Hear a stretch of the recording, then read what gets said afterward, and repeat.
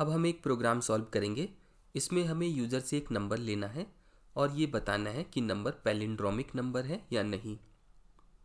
Palindromic number वो number होते हैं जिनका रिवर्स करने से हमें वही नंबर फिर से मिल जाता है।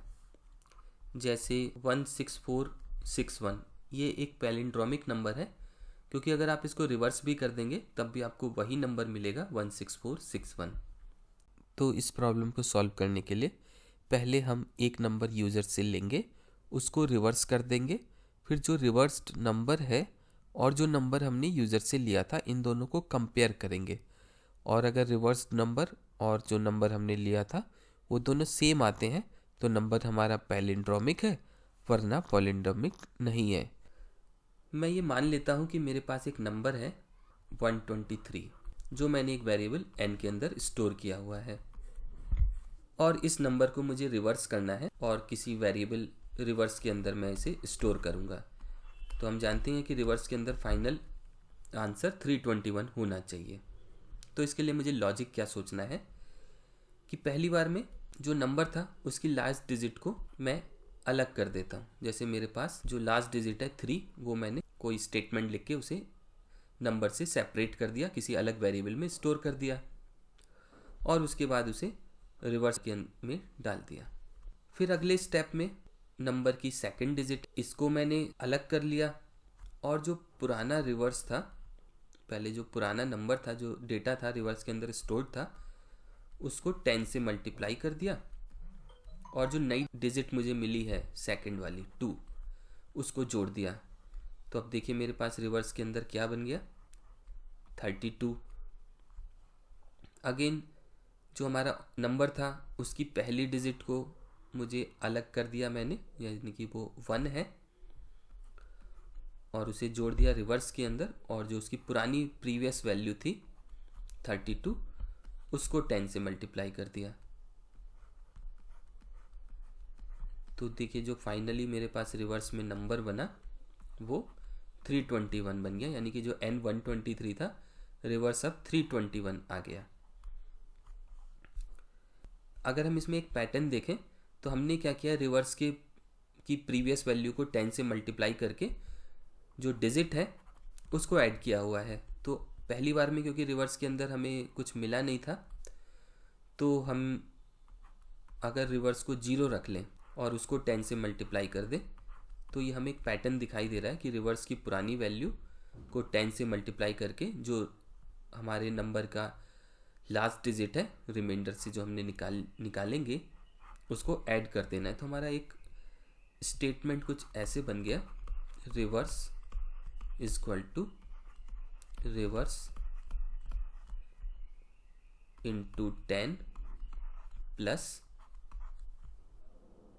जो भी हमारा डिजिट को स्टोर करने वाला वेरिएबल है उसका नाम d और रिवर्स इनिशियली 0 होना चाहिए। तो ये हमने एक लॉजिक है किसी भी नंबर को रिवर्स करने का, ये हम अपने प्रोग्राम में यूज़ करने वाले हैं। तो पहले हम इसको इतना लिख के देखते हैं। तो पहले मैं एक स्टेटमेंट लिखता हूँ जिससे मैं यूज़र से एक नंबर ले सकूँ। इसके बाद रिवर्स वेरिएबल के अंदर हम इनिशियल वैल्यू 0 डाल देते हैं और मैं एक और वेरिएबल ले लेता हूँ, जैसे मैंने उसका नाम नंबर रखा और उसके अंदर वैल्यू सेम है जो n के पास थी। ये मैंने इसलिए लिया है क्योंकि जो ओरिजिनल वैल्यू है n के अंदर वो मुझे लास्ट में कंपेयर करने के लिए यूज़ होगी, तो मैं नहीं चाहता हूँ कि ये n की वैल्यू चेंज हो जाए, तो मैंने उसको एज ए बैकअप एक नई वेरिएबल नंबर में रख लिया है। और जैसा कि अभी हमने डिस्कस किया था कि हमें एक वेरिएबल चाहिए d जिसके अंदर हम नंबर की लास्ट डिजिट को स्टोर कर सकें, जैसे कि पहली बार में 3 आ जाए अगर हमारा नंबर 123 है। तो हम इसे कैसे लिखेंगे, n mod 10। तो डिजिट तो मेरे पास आ गई और इसके बाद जो अभी हमने एक लॉजिक सोचा था, reverse is equal to reverse into 10 plus ये वेरिएबल d जिसके अंदर लास्ट डिजिट है। अब क्या है कि नेक्स्ट स्टेप में जो हमें सेकंड डिजिट चाहिए एज ए रिमाइंडर, तो हमारा नंबर 123 की बजाय 12 होना चाहिए, तो हम क्या करेंगे, उसको एक प्लेस कैसे कम कर सकते हैं, इस स्टेटमेंट से,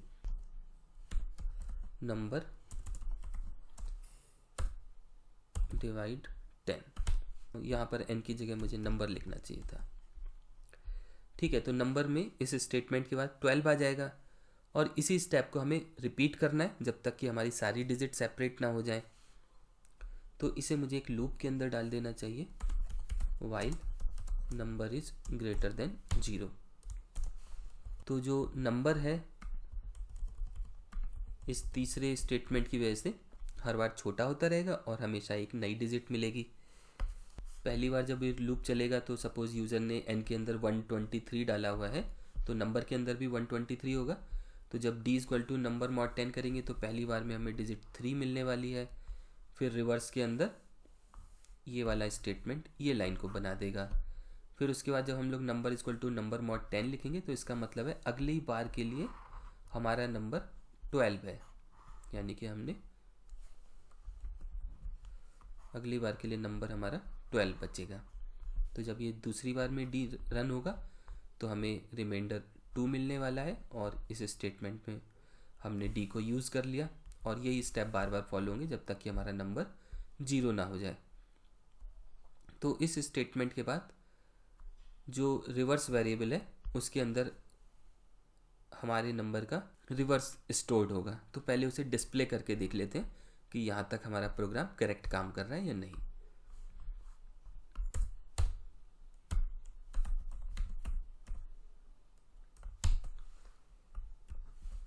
मैं इसे रन करता हूँ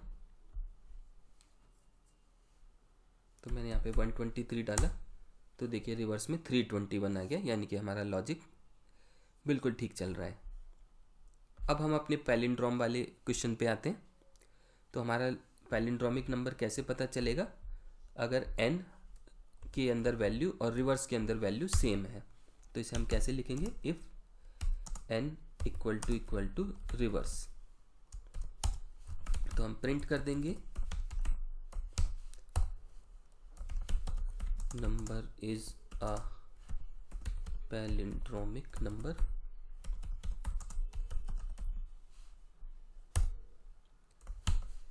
या मैं ऐसे लिख देता हूँ n is a palindromic number. और अगर ऐसा नहीं होता तो हम लोग एल्स में लिख देंगे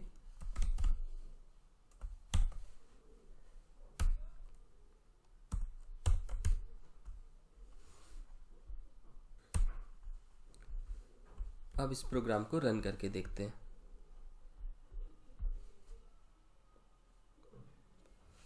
तो देखिए अभी मैं नंबर डाल रहा हूँ 16461। तो ये एक पैलिंड्रोमिक नंबर है क्योंकि इसका रिवर्स भी वैसा ही दिखाई देगा जैसा कि नंबर है, तो हमारा आउटपुट आना चाहिए number is a palindromic number. तो देखिए करेक्ट आ रहा है 16461 इज़ ए पैलिंड्रोमिक नंबर। अब मैं इस प्रोग्राम को दोबारा रन करता हूँ और इस बार मैंने नंबर डाला है 13465। तो ये पैलिंड्रोमिक नहीं है, तो यहाँ पर भी आंसर हमारा करेक्ट आ रहा है 13465 is not a palindromic number. तो ये हमारा लॉजिक था किसी नंबर को चेक करने का कि वो पैलिंड्रोमिक है या नहीं, और इसी के अंदर हमने ये लॉजिक भी डिस्कस किया कि किसी नंबर को रिवर्स कैसे कर सकते हैं।